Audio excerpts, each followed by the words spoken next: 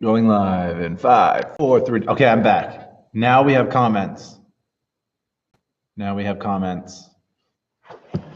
had scheduled a live video, so if you're on that one, well, you're not because I kicked you all off. But I had made it for kids because I was like, oh, it's actually made for kids. Anyone under 18 is a kid. But then you can't comment. So now you can comment if you have a YouTube account. You should be able to comment. I'm gonna comment. Me and Mo the Gaming Bro. I'm gonna say hi.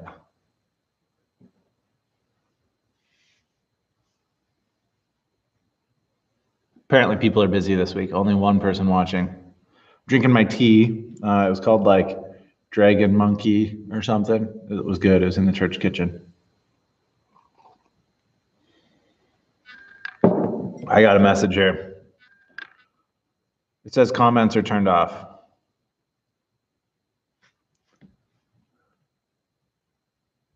Works now.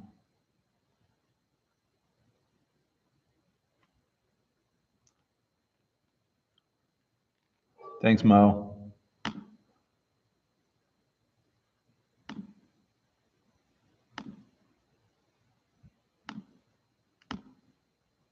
All right, well, all two of us watching. Layla's watching, or was watching. Maybe I kicked Layla off. I know if you don't have a YouTube account, it doesn't show up. I don't think that you're actually watching. But that's cool. So I'm gonna get started because I don't want this video to be super long. I'm actually have a timer that I was gonna set at some point here. Where'd you go, timer? There you are. When I actually start the lesson, I'll start a timer because we all know I can talk forever. But I want to know if you actually, last week I said this, if you actually read through Ecclesiastes. I have my notes here because last week they were down on the table. It's a little bit hard to read.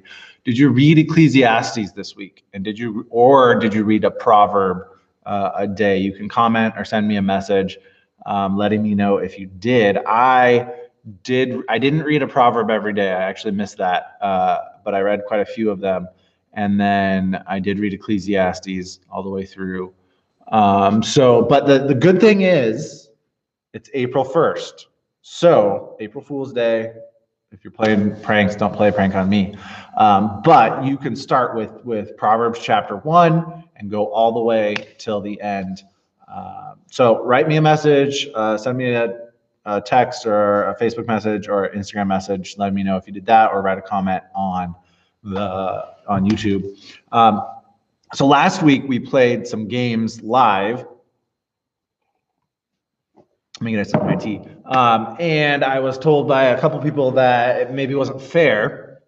That's not what they said, but this is what I gathered. It wasn't fair because if you have slow internet at home, there's a lag between what I say and how fast you can even, upload stuff to me, send me a picture, etc. So I think what I'm gonna do is I have a game. It's maybe not a game, a task that I'm gonna say at the end of the video. So you have to watch the entire video and you have to pay attention. And then I'm going to go back at the end and I'm going to give you a task, and you're going to actually have till Sunday to complete the task. And that'll include sending me a picture or a video of what it is when you're done with it. So it'll probably take a little bit of time actually to complete. And this is what I'm planning on doing. Each week when I release a video, I'm going to release a task or some sort of activity that I want you to accomplish. And I'm going to keep track of who accomplishes it first, or if the task or activity requires maybe some judging to figure out who did it best. I'll judge it, or I'll have maybe some other leaders, I'll forward it to them and they can judge with me as well. And so then at the end of like 6 weeks or however long I do this for, we'll have a points system. So if you get first place like this week, if you get first place, you'll get 3 points. Second place, 2 points. Third place, 1 point. And at the end of 6 weeks, the people with the most points are going to get a prize, like an actual gift card to a local business of your choice. So if you're in the Ironwood area, that could be like Contrast or Copper Cup or 906 Creamery or Integrity Salon, wherever you would want it. I will get you a gift card to that place when businesses are open, et cetera, et cetera. I can't really necessarily do that now, but I want it to be a local business, so not McDonald's or Dairy Queen or Burger King. If you're not in the Ironwood area, we can still figure out a way to make it work, and I can mail you something. So for you guys in Texas, you can still participate. It says, also for anyone watching, you can participate. Okay, you don't just have to be a part of Ranch Community Bible Church teen group. But I will say this, that only like younger people are going to win. So if you're a parent or an adult leader, Amber, you cannot win the contest, but you can participate.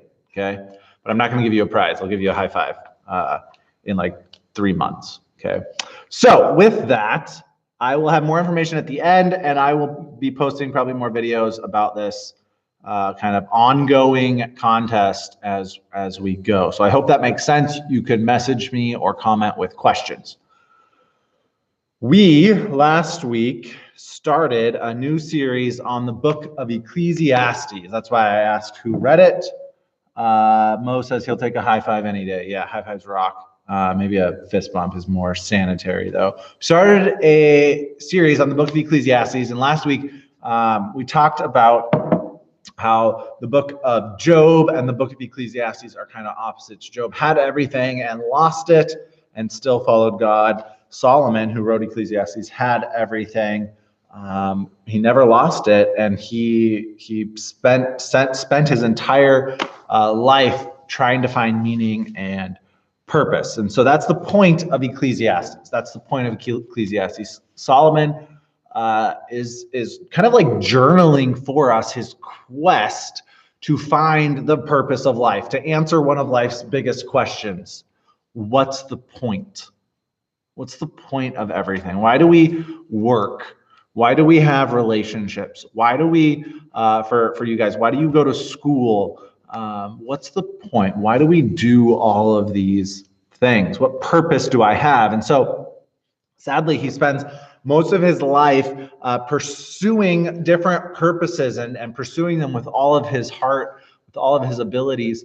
And he ends up discovering that he doesn't find satisfaction or meaning in any of them. And so in chapter 1, verse 3, I think it was verse 3, I have it open here. Verse 2, actually, it says, vanity of vanities, right? We talked about that last week. All is vanity. The other word for that is meaningless. Everything he sets his heart upon to do and to accomplish and how he lives, he finds to be meaningless. And so that could be a kind of a depressing thing. You're like, hey, the wisest man who's ever lived sought to find the point of life and purpose, and his conclusion at the end of it was everything is meaningless. But the reality is that the book of Ecclesiastes is just one book of the Bible. The Bible tells us the whole story, and Solomon at the end tells us even kind of the conclusions he's coming to. Forgot to set my timer. I set my timer. And so he tells us the conclusion that he arrives at, but it's not really towards the end. And so we know the answer to the point. We know the answer. What's the point of life? Jesus is the point. 1,000 years after Solomon, 1,000 years or so after Solomon is alive, Jesus comes on the scene and he says, look, guys, I'm the point. Life is about me. You can find happiness and fulfillment in following me. In John chapter 10, verse 10, I said this last week, Jesus says, I came that they, speaking of us, might have life and have it abundantly. You can find satisfaction and fulfillment. In Colossians, or actually in John 14:6, you guys probably know this verse, Jesus answered and says to the people who's around him, he says, I am the way, the truth, and the life. No one comes to the Father except through me. He's essentially saying in both those verses, I'm the point. Pursuing me and following me brings fulfillment and satisfaction and purpose. Colossians chapter 1, verse 15 and 16, it says, he's the image of the invisible God. He's talking about Jesus, the firstborn of all creation. For by him all things were created in heaven and on earth, visible, invisible, whether thrones or dominions or rulers or authorities. All things were created through him and for him. Everything that's created is created by him and through him, but more importantly, for him. Everything that we can see and do and taste and touch and smell is for the purpose of glorifying Jesus. And so for us, we know the answer to this question. Everything that we pursue in our lives is meaningless without Jesus. Think about that for a minute.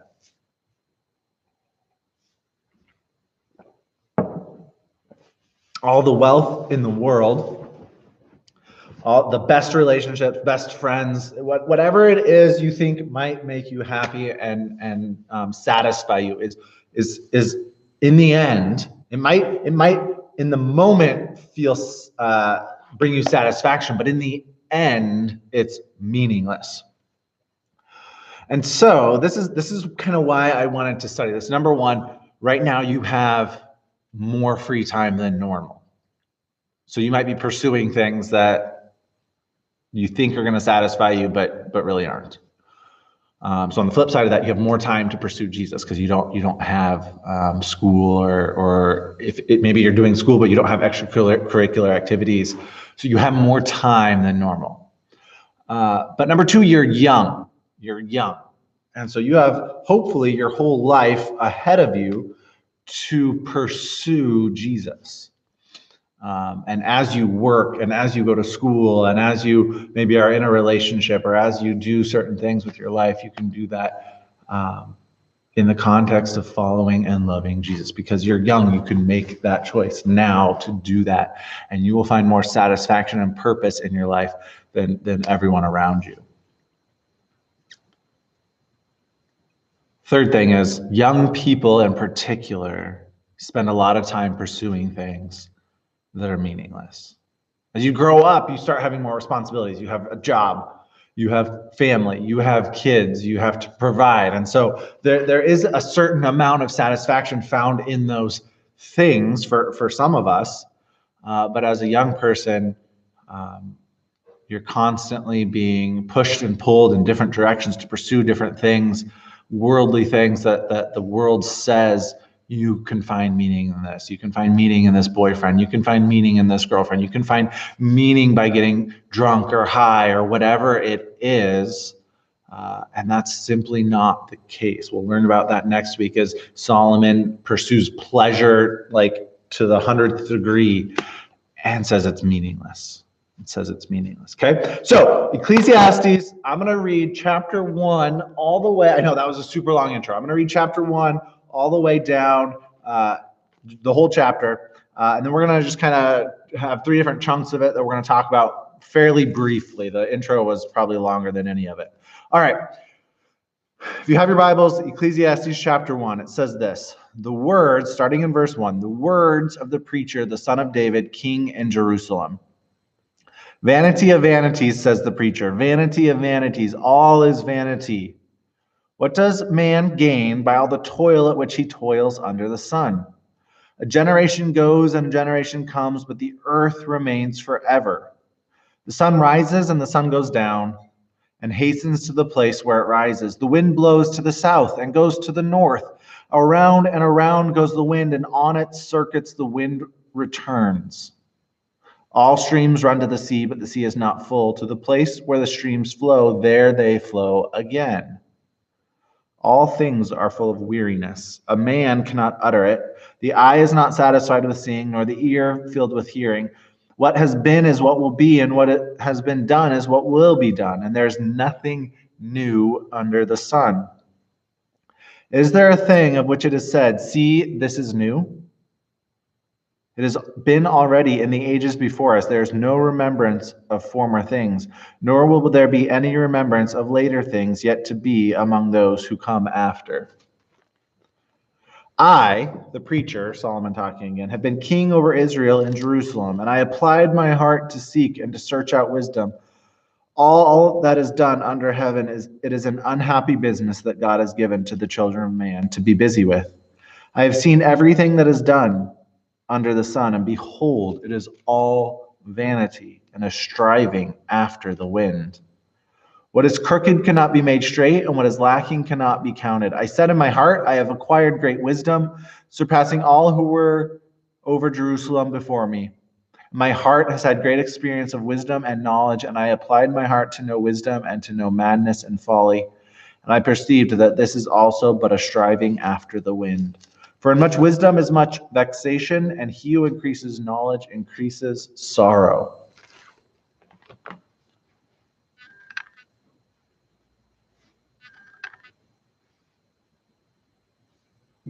Sorry, I had a text here.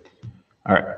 So, Ecclesiastes chapter 1, we kind of looked at verses 1 and 2 last week. We know that it's Solomon, the son of David. He's king of Jerusalem, and he's telling us that everything is meaningless. Now, I want to know,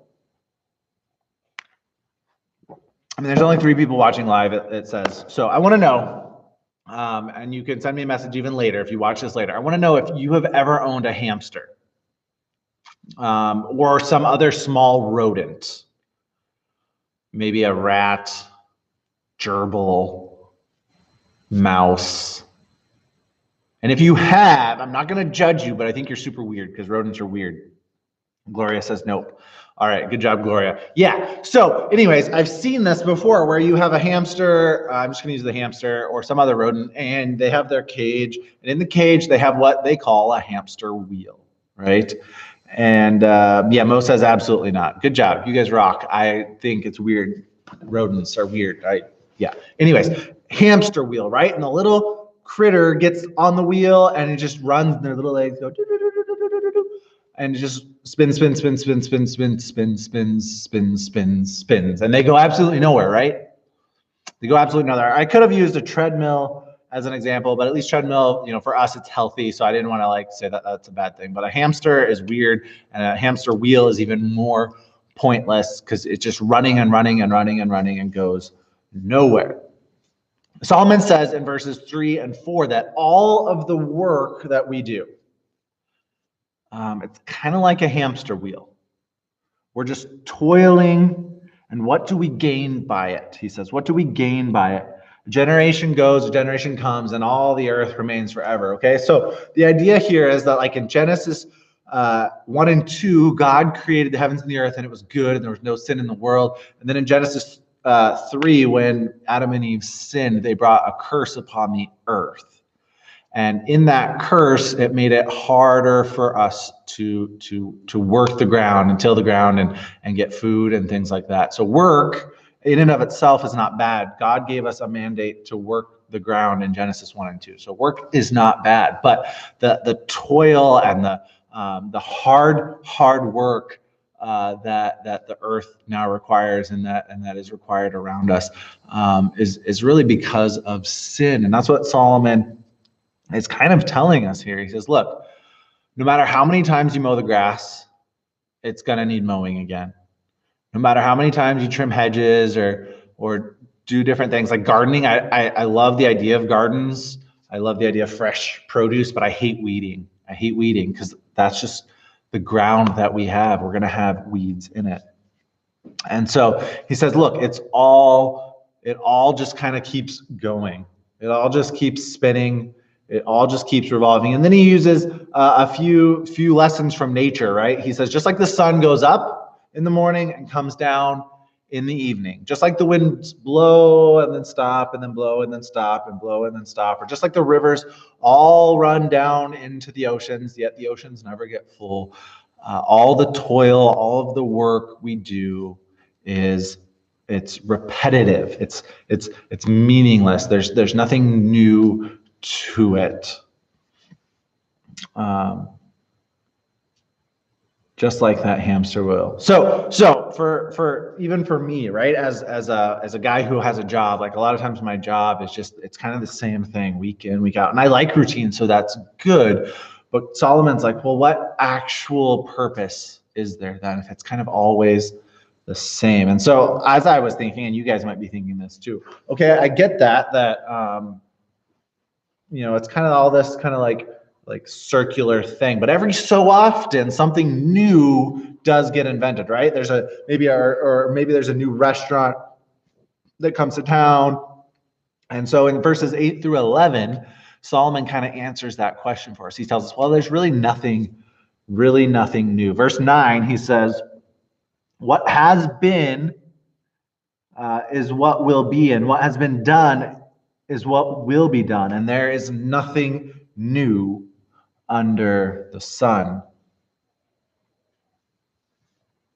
I think Solomon's point in all this, and we see it in verse 11, is that the idea of newness is more of a facade. It's not really new. We just have bad memories. We just don't really remember the things of the past very well. Verse 11, Solomon says, there's no remembrance of former things, nor will there be any remembrance of later things yet to be, or among those who come after. If you can remember this, or if you know this, I'll be super surprised. But if you know your great grandparents, either one of them, name, not their last name, their first names. If you know that, like that, to like comment, I'll be surprised. Like I have a hard time remembering my great grandparents. Probably couldn't remember my great grandparents. I'd have to think really hard about that. Even with all the technology we have right now, right? It's hard to remember things from very long ago. We use Google to look things up, which is great, but if we were just left in our own brains, we have a very short memory. And so this idea of newness is a facade. Even take technology, right? So like iPhone 11 came out whenever, right? I'm just using iPhone 11 as an idea here. It's not new. It's just an improved iPhone 10, which is just an improved iPhone. I think they skipped 9, so 8, and then it doesn't make sense to me, but all the way back to the original iPhone. But then you're like, well, that was a new invention. You're like, well, yeah, but what is a phone in general, right? It's just a communication device, and people have been communicating for generations and centuries. It's just a different way. It's not like fully new. New came in creation when God started the world. That's when things were absolutely new. But now things are really just the same, but just slightly different, if that makes sense. And so I think as young people, this was my point in this, I think as young people, we're always looking out for something new. We want the newest, we want the latest, we want the greatest, we want the cool whatever it is, clothes or shoes or technology or even friends, and that makes it feel more satisfaction or satisfactory. And Solomon's just like, look, there's nothing new. Look, all the work you do is pointless, and there's really nothing new. And even if there was something new that maybe it wouldn't satisfy you for very long, right? Because as soon as the iPhone 11 comes out, they're making the iPhone 12 and 13 and 14, and right? So that there's always going to be something more new to look forward to. And Solomon's just saying, like, look, that's not going to satisfy you. A new phone, a new boyfriend, new girlfriend, new whatever it is will not satisfy the deepest longings of your soul. I'm running out of time. Okay, so let's wrap this up. Verses 12 through 18, verse 13 in particular, Solomon says he applied his heart. We find it here. I applied my heart to seek and to search out by wisdom all that is done under heaven. It is an unhappy business that God has given to the children of man to be busy with. And that idea of applying his heart is the idea of empiricism, meaning he used his five senses, his taste, his touch, his smell, his hearing, and his sight. I had to write them down in case I forgot. And his sight to just observe the world that was around him, not just in his own mind, but using every facet that he could imagine and taste and touch and smell and hear. And he applied his heart. He did all that he could to figure out what the point of life is. And in particular, in those verses, it says he applied them and sought after wisdom, which means he hung out with the smartest, the best, and the brightest people. And you know what he found? He found that they were not happy. In verse 17, it says he then sought to know madness and folly. So now he hangs out with the hooligans and the foolish people. And he finds out, guess what? They're not happy either. All of them, rich, poor, smart, not as smart, foolish, no one's happy. No one's truly satisfied. And when you look at these groups maybe of people, they're always looking at the other one and saying, oh man, I just wish I was more popular. I just wish I had more cool things. I just wish I had more money, and then I'd be truly happy. Or on the flip side, maybe if you have a lot, you're looking at someone who doesn't, you're like, man, their life is so simple, and I just wish I could have that simplicity. I wish I didn't have all these things going on. And then I would be truly happy. And both groups are wrong. Neither is what can make you happy. Neither is what can satisfy you. No one is really happy. We all have moments of happiness. We all have moments of fulfillment. But overall, we long for something greater and something deeper, something that's more satisfying. Okay? And we already know the answer to that question. Matthew 11, verse 28. Our satisfaction and fulfillment can only be found in Jesus. Matthew 11, verse 28. Come to me, all who labor and are heavy laden, and I will give you rest. Take my yoke upon you. Learn from me. I am gentle and lowly in heart, and you will find rest, satisfaction for your souls. My yoke is easy and my burden is light. It's in following Jesus that we can be truly satisfied. It's in loving him with all of our heart, with all of our soul, with all of our mind, all of our strength. When we pursue him with everything that we have, he says, look, my yoke is easy. My burden is light.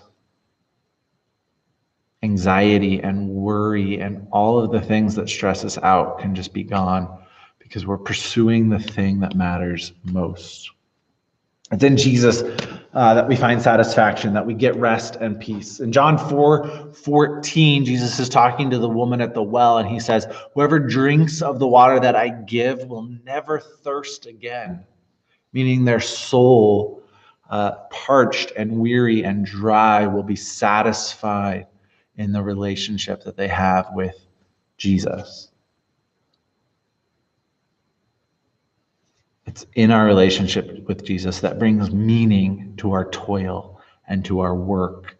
It brings meaning to our relationships with others. It brings meaning to the things that we have in life. It's the point that Solomon's going to make throughout this book. And so that's what I want you guys to get. And I know it can be hard. I guess this is where it's hard. It's because I think we know that, but it can be hard to live that. We want to live in our relationship with Jesus, not pursuing all of these other things that don't satisfy. So that's my encouragement for you. Hey, my timer's up, even though I started it late. So I want to pray because we're at like half an hour, and then I'm going to explain briefly the contest for this week, okay? Father God, I thank you for this time. I thank you for technology that I can just make this video. I thank you for your love, for your mercy, for your grace. I thank you that we know the point of life, and that's to seek you and to follow you with all of our heart, with all of our soul, with all of our strength, with all of our mind. Just like Solomon spent his days pursuing all of these other things and found them unsatisfactory, we can spend all of our days pursuing you and find deep and lasting satisfaction, really for all eternity. So I just pray that we would learn from Solomon in these next few weeks, that we would learn as we're maybe at home and having more time on our hands, that we would seek to pursue you with all of our heart, soul, mind, and strength. We pray these things in Jesus' name. Amen. All right, guys, thank you for listening, and I hope you were listening intently. If not, go back and listen, because you're going to need to know this. The contest for this week, and you have till Sunday night We'll say like midnight, but don't be texting me late because I turn my phone off anyways. But this is what I want you to do. I want you to activate your creative juices, activate your creative brains. You guys have been sitting around probably watching Netflix and Hulu and YouTube and whatever for the last few weeks. So I want you to either draw a picture, paint a picture, use Play-Doh, use clay, use video of some sort to depict what you learned in this lesson. Okay. So first you have to figure out what you learned, like one thing. Like don't feel like you have to put everything you learned into it. Just like one main thing that you learned that maybe touched your soul or your heart, and draw it or paint it or however you want to do it. Now, send it to me by midnight. It's not the first one to send it to me. This is not something you do quickly. This is something that you put quality and effort into, and then I will judge and maybe get other leaders or Rachel or someone to help me who did it best. Okay, so you have till Sunday. Let's see, what's the date on Sunday? It would be April 5th, I believe. So you have till then to get it to me, and then I probably will repost it for everyone to see. So just so you know, you're going to put yourself out there a little bit, just like I am with these videos. Okay. So I appreciate you guys listening. It looks like there's only 4 people tuning in, but that's totally fine. I love you guys. I miss you. Hope to see you soon. Hope you have a great day. Read Ecclesiastes if you haven't. Read Proverbs. See you soon. Hopefully. Bye.